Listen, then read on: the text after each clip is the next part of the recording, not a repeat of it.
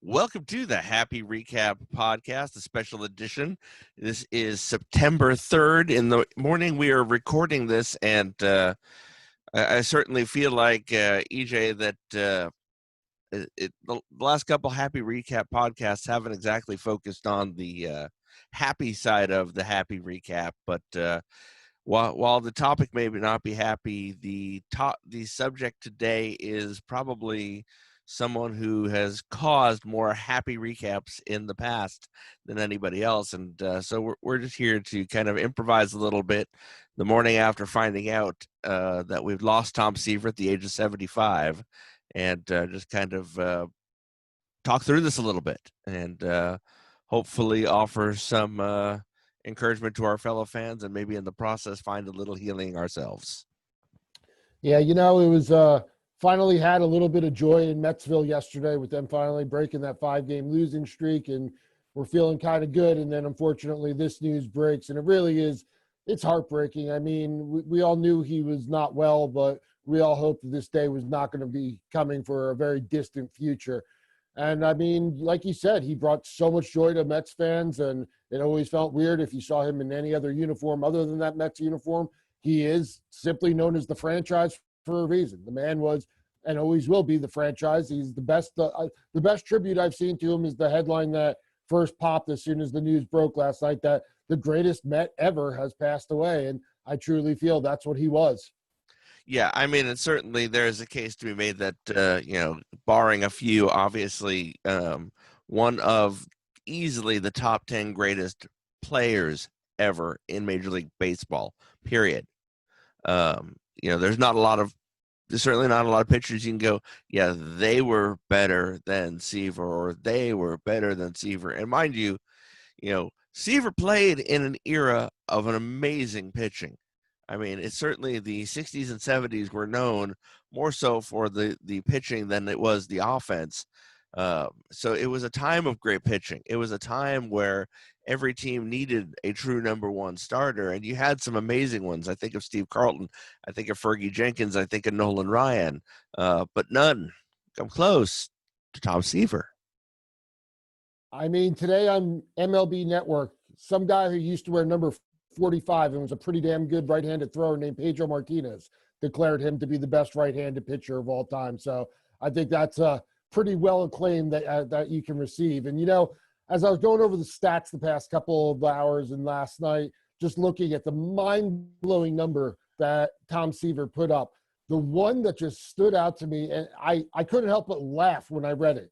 If you told me that you could start a pitcher's career today and at the end of his career, he was going to have 231 wins for your organization, I think we'd all sign for that right now. Given the lack of run support he's received, if you tell me Jake DeGrom finishes his career with 231 wins, I'd be like, hey, that's pretty cool. That's the number of complete games that Tom Seaver pitched. He pitched 231 complete games, including a stretch at one point where he pitched 8 complete games in a row. One of the things that always stood out for me is Tom's 300th win. I was 10 years old when that happened, and I watched the game on WPIX. It was, Tom was with the White Sox at the time, and I remember at the beginning of that season looking at the schedule and telling my dad, I want to go to Yankee Stadium in August. He's like, why? I said, Tom Seaver's going to throw his 300th win. And he's like, he's not. You can't. We're not going to Yankee Stadium on a maybe. And he's probably right because, 3 games, you just didn't know if he was going to pitch any of them. As it happens, come that August, there's Tom Seaver on Yankee Stadium's mound pitching for his 300th game. And I'll be damned, at 40 years old, a couple months short of 41, the guy pitches a complete game for his 300th win. I mean, you've seen the last couple of and pardon me with my voice a little bit here. It's like I said, early morning when I'm recording this, but you see a lot of these 300th wins, and I'm not sure we'll ever see one again, to be perfectly honest. But you've seen a lot of them over the past decade, and I can't remember one of them that was a complete game. Right. I mean, it's funny. I mean, we blow up the fact that Adam Wainwright at 40 threw a complete game the other day. Whereas that was kind of routine for old Tom Terrific, as he would go on beyond that 300th game to win 11 more games in that age 40. He was simply incredible. There was just no one like him. And, the thing is that's really amazing is he was smart and he knew how to pitch. Tom Seaver, it would surprise people to know that he only averaged 6 strikeouts per 9 innings. He wasn't a huge strikeout guy. He knew to trust the defenders behind him. He knew how to pitch to situations. He was just an extremely cerebral pitcher on top of being an immensely talented one. Yeah, I mean, one of my favorite gifts I ever got as a child was a book called The Art of Pitching by Tom Seaver, and of course, obviously, ghost written, but it was an analysis of Tom and some of his contemporaries. I believe it was Nolan Ryan, Steve Carlton, and Mario Soto at the time, who, of course, in the early to mid '80s was the ace of the Red staff, and it examined literally the art of pitching. And anybody who's looked at a number of interviews or heard Tom talk knows that he truly saw pitching as his art form. That this was his greatest skill that he could do, and he was able to bring that to the mound and paint a masterpiece. And yeah, you don't paint a masterpiece by just striking out the side every time. And he knew that. He knew that there were the situations where you got to get the ground ball here. You need the double play here. We don't need the strikeout. This is a perfect opportunity for a pop out. I'm going to pitch for that. And that was the cerebral point you were just making. I mean, he saw this as artwork. And my gosh, I mean, this was Da Vinci. He was Da Vinci on the mound, the greatest. Yeah, he really was. I had the fortune of working with Tom a couple times back when I was in sports memorabilia, and I met during those years, I probably met somewhere around the lines of 500 athletes, and there were only 2 times that I was genuinely nervous in advance of meeting a guy. And one was Tom Seaver, and the other was Keith Hernandez, who's my personal hero. And it's funny because years later, the two of them would end up paired up in the booth together. And I'm not so sure that relationship was ever the warmest and fuzziest, but I do know that listening to one of the greatest hitters of my lifetime and probably the greatest pitcher of my lifetime, when they would go back and forth about what a pitcher would be thinking in a situation, and then Keith would bring in his vantage point of what a hitter would be thinking in that situation, some of those conversations were far more entertaining than what was happening on the field. Yeah, I mean, certainly one of the memories that I have, just one of those times I happened to be in New York. And this was, I want to say 99.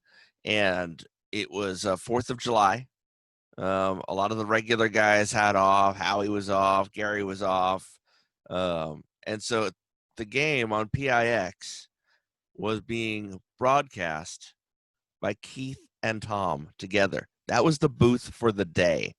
And it was let's just say it proved Tom was an amazing pitcher, and Keith was an amazing hitter, because all due respect to them, and Keith was certainly much earlier in his broadcasting career. I think he'd do better now, but neither was a play-by-play guy. And the game went through basically with 2 guys basically almost battling in a frenemy kind of way, I guess is the word you'd use today. Who could one up the other's stories, which for story's sake was amazing. I mean, I learned a lot that day about those 2, but I joked that it's like they need a bigger booth. The ego it doesn't fit in that booth. But it was a fun game, but from a broadcast standpoint, absolutely cringeworthy. But I will never, ever forget it, because it was 2 legends of the booth just talking about their love of baseball for 3 hours. Yeah, I would love to have a recording. I remember that game extremely well. I'd love to have a recording of that game because that was some very interesting back and forth between them.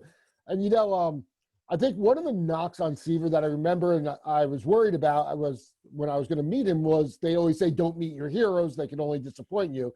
And I'm happy to say that neither Seaver nor Keith disappointed me. They were everything I could have hoped for and more. But the knock on Seaver heading into that, I remember people kind of said that Tom had a bit of an ego. And I know from my personal interactions with him that is completely untrue. And one quick story I'd like to tell is, as we were waiting online and the general public was lined up to meet Tom, there was these 2 women, probably in their 40s. Clearly they were sisters, who just looked as nervous as all be. Like you could tell this was something very personal to them, meeting Tom Seaver. And they get up to the table, and I take their stuff and hand it to Tom, and they introduce themselves to him, first and last name. And Tom says, "What's your last name?" And they said, "Yes, that's who we are." And it turns out that their father had been the Mets clubhouse attendant in the 1960s. And upon learning this, Tom's eyes welled up with tears, as did these two women. And he's holding their hands, and he's like, "I got to tell you about your father." And he looks at me, and he's like, "Hey, kid, can you get me 2 more chairs?" And immediately he makes his representative from Steiner Sports get out from behind the table and give one of them a chair. And I got the other one. And he had these 2 women on either side of him for the entire autograph signing. And he proceeded to just regale them with hilarious stories, with heartwarming stories, with just touching stories about their father that they had no idea about. This was all stuff kept behind clubhouse doors. But this was their father going out of his way to help a player out with an equipment standpoint. Their father running back to a player's apartment to check on his wife for him because the guy couldn't get her on the phone. And this is obviously pre-cell phone days. And they were laughing, they were crying, they were hugging. At the end, Tom got their phone number. He gave them their phone number. And it was just an amazing, all the while still managing to give attention to the general public who had paid to meet him, making sure those people definitely felt included in this experience with Tom. And it was one of the most amazing and heartwarming and touching moments. And I'm forever glad that I got to have that moment. And I'm forever glad that I got to see that side of Tom Seaver, because I really believe deep down, that's the guy who he truly was. Yeah, I mean, I never had the opportunity. I had one of those brief. He was 100 feet away from me, so he didn't hear me when I hollered his name. Incident at Shea in '83, but I certainly never held that against him. Once a hero, always a hero. But I mean, my closest encounter was a number of years ago, right after he was inducted into the Hall of Fame, of flipping channels and passing QVC of all things. And I was like, that voice sounds familiar.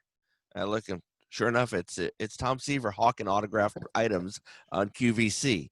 And let's be honest, Tom. I mean, it was a different paid world back then, but Tom didn't need to be on QVC hawking his stuff. But I was like, I may never get to meet this guy, and it turned out that was the case. And so I looked at my bank account. I saw how much money. I was still in high school at that point, so the bank account was never very full. So I had just enough for a baseball with shipping and handling. I wrote a check. I sent it to QVC, and on a shelf over there, about 5 feet from where I'm standing right now, is an autographed baseball. I literally could see it. It says Tom Seaver, 1992 HOF inductee, and his signature is on that baseball, and one of my prized possessions, easy. Oh, for sure. I was fortunate. Working in memorabilia, I was usually able to grab an autograph here or there of the guys who I was working with. But the Seaver one was particularly entertaining because I got my standard 16 by 20 signed by him. And I'll tell you this, through my entire professional life of almost 20 years now, in my offices, I've always had 3 pictures. I've had some variant of my family on a frame on my desk. I've had a framed photo of my grandfather's battleship from World War II, and I've had my Tom Seaver framed photo from his one-hitter at Wrigley. Those are the 3 that I've always had in my office, no matter what, and it is truly one of my most prized possessions. But that one's just Tom Seaver with the signature. The one that really made me laugh was one of the times I was working with him. For those who aren't familiar with how the autograph game works, you can get just the signature, or you can get things inscribed on it. And the inscriptions are usually carry a little bit of an extra premium. So after one of the signings, myself and one of my coworkers were like, "Hey, Tom, would you mind putting," and as you had said, "would you mind putting Hall of Fame 92? And he goes, "I'll tell you what, I'll give you guys 3 minutes right now. Every one of my stats that you accurately come up with, I'm going to inscribe for you for free." Now, granted, this is pre-Google days. I mean, Google might have been around, but we certainly were way too dumb to use it. So we start scrambling into the office, and I knew we had a baseball almanac somewhere. So it's like we were picking apart, and we're finding 1 or 2 things, and we're running out there, we're yelling, "Oh, Mr. Seaver, Rookie of the Year." He's like, "You're good, kid. What year?" We're like, damn it, we got to go find out the year. Mr. Seaver, 8-time All-Star. He's like, on the nose, kid. Good job. Mr. Seaver, 3-time Cy Young. He's like, wow, you guys are doing great. 3,116 strikeouts. He's like, oh my God, this is. And at the end of the day, we ended up getting like 6 things inscribed on it. And he was so impressed. He was so cool that he ended up throwing like 2 extra on there for us as well. And it was just like the most fun 180 seconds that I spent in my memorabilia life was trying to find out Tom Seaver's stats and accurately giving them to Tom Seaver. And to talk about the cerebral side, obviously he knew right down to the strikeouts exactly what numbers were accurate. Oh yeah, well, it's certainly. I mean, it's one of those things. I'm sure it's not just the the fact that you know your own stats, but every time you're interviewed, our next guest has 311 career wins. He's had over 3,000 strikeouts and a sub-3 ERA. Only him and Walter Johnson have had those. Ladies and gentlemen, Tom Seaver. Right. And you talk about earlier about the the ego. It's one of those things where I always kind of felt like ego is commensurate to where you are. I've used this phrase that I heard many years ago. Your ego's writing checks your talent can't cash. Basically meaning, you're being a pompous ass, and your ego doesn't match your talent. Tom could have had the biggest ego in the history of baseball, which he did not. He certainly had a healthy ego. Not gonna dance around that. He had a healthy ego. He knew he was really good. He knew he was one of the best, but he could have walked around on a cloud and been justified doing so. And you can't say that about many players. But at the end of the day, Tom Seaver was one of the best. And technically, as a result, he was kind of humble because he didn't shove that in your face. He knew he was good. He wasn't going to shy from that. He wasn't going to, oh, shucks, thanks, the 311 wins. He was going to tell you that he earned every one of them. But, at the end of the day, this was a guy who he literally could have been the biggest ass since Ty Cobb in baseball. And he would have been completely justified doing so. But that was not Tom Seaver. No, not at all. Like you said, it was a healthy ego, but it was one that was earned. I mean, hell, if I was the guy, I don't know if I would have conducted myself nearly as humble as he Exactly. did. So Exactly. I think I probably would have taunted it a lot more, but it's definitely a sad day in Mets land. It sounds weird to say, but 75 feels like a young man these days. It feels like 75, you should really just get to start enjoying your golden era. And we know that he had the passion for his winery, and he was as passionate about that as he was about baseball. And he really deserved to be spending the next few years, the next years of his life, enjoying that winery, enjoying family, enjoying showing it off, which apparently, if you were listening to SMY last night, I mean, they were quick to get Swoboda on and Art Shamsky, and those guys were all telling great tales of how they went out to visit him recently, and he couldn't wait to show off the winery to them. He really deserved many more years of enjoying that, and 75 just feels way too short. Yeah, I mean, certainly, and we talk about the Lewy body dementia, which was certainly the main issue he'd been had over the past couple of years, and there was it's the same thing we lost Bill Buckner to about a year and a half ago now, I think it was. And obviously, it's most famous for being the illness that led to the suicide of Robin Williams a few years ago as well. I have a friend who's currently about a year ago received a Lewy body diagnosis and he's in his 50s, which is just remarkably tragic.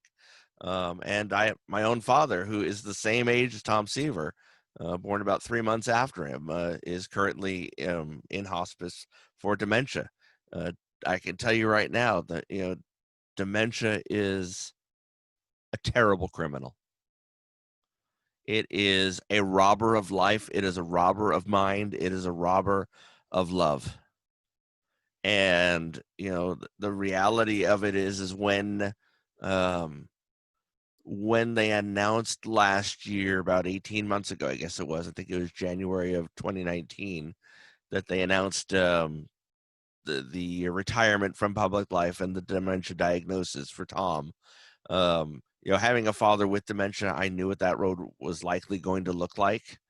And the only thing I can say is, we're here in September of 2020, and my father has not known who I am since December.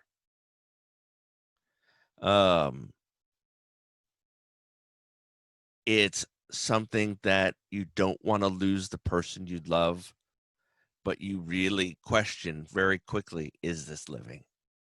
And, I certainly don't want to put minds and guesses in the Seaver hearts, but it's not the way you want to see someone. It's not the way you want to remember them. And so, I am sure in their hearts is some relief knowing his suffering is over. And 75 is young. I mean, I'll probably lose my dad before his 76th birthday, if not shortly thereafter. I lost my mom at 67. So, I mean, it just seems, it seems like all these lives cut short. And you look at even somebody like a Bill Buckner. He was younger than Seaver. We lost him. We lost Gary was what, 55 when we lost him, 56. I mean, it does feel like our heroes are dying way too young.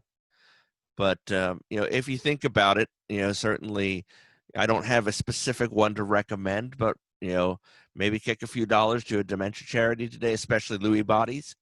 It's something that they're definitely still trying to grasp, and it's often misdiagnosed as Parkinson's and moves a lot faster. My dad was diagnosed with Parkinson's, and by the time we figured out it probably was Lewy bodies with him, it wasn't worth testing him and putting him through it. It was the same basic treatment plan anyway at his stage. So I'm not completely convinced my father isn't dying of Lewy bodies as well. But the reality of it is this is an area we still need a lot of research in. And so if you have a chance to throw some money towards some dementia charity in Tom's name or in the Seaver family name, I certainly invite you to do so, because it's money that I think is very much needed for a disease that is very much a mystery.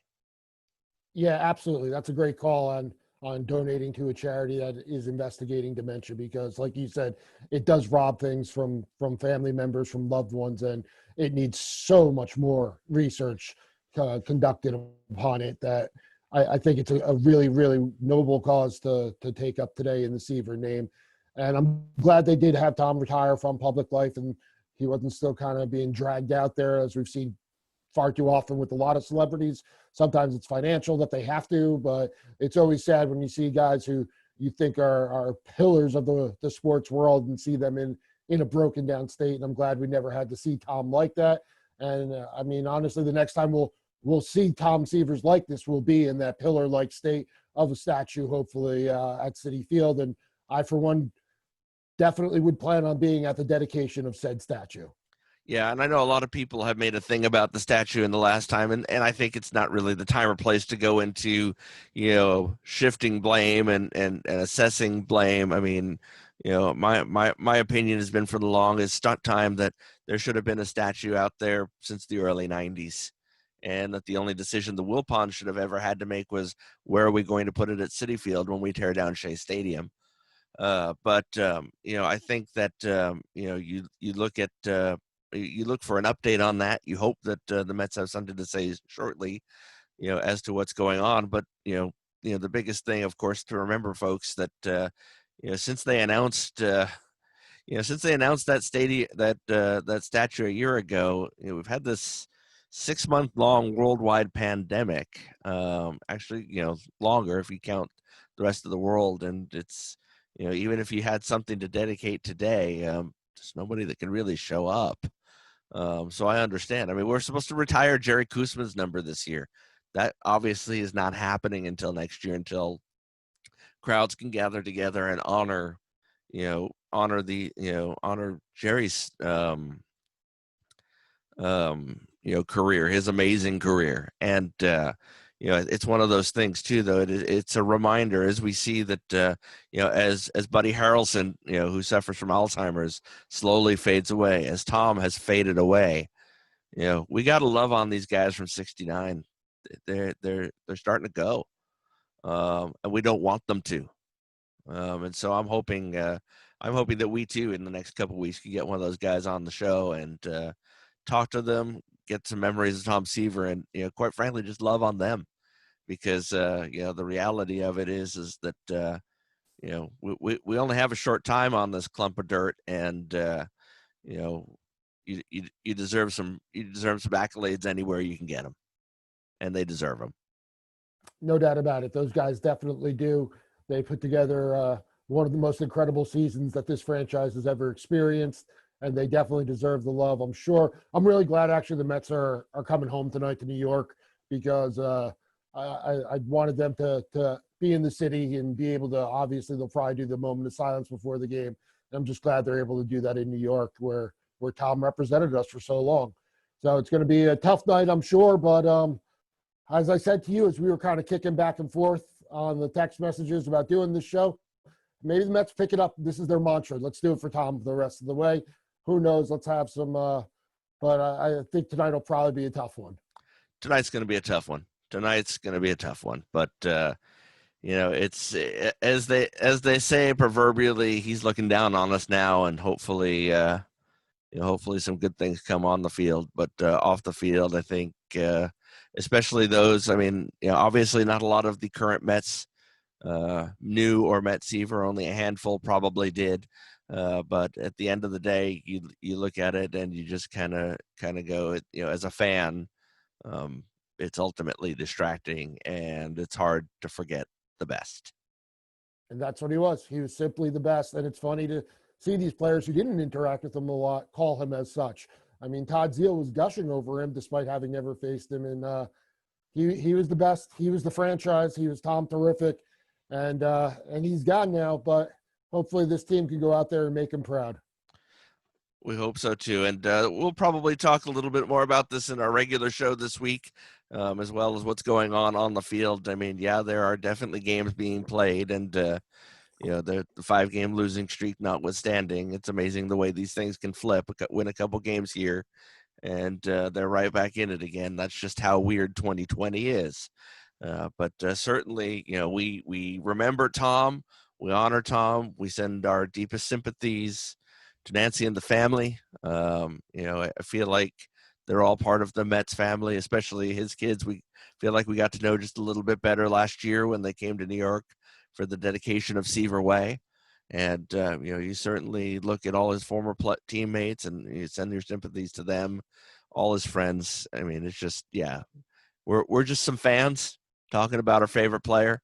And, there simply will never be anybody better. Any final thoughts, EJ? No, just rest in peace to Tom. I mean, he was the greatest. I don't think we'll ever see another one like him. We'll certainly never see those numbers again. And he represented us well, and he always made us proud to be Mets fans, which hasn't always been the case in our fandom. It was always a source of pride that Tom Seaver was the franchise. There was never anything Tom Seaver ever did in or out of a uniform that anybody knows about, and I'm certainly not thinking there is at all. There's never anything he ever did to embarrass the name of the New York Mets. He only lifted it up. He only made us proud. And you can't say that about very many people. And so, from the day he stepped into the uniform to the day there is no more New York Mets, the name of Tom Seaver will be immortal amongst Mets fans. Until next time, let's go Mets.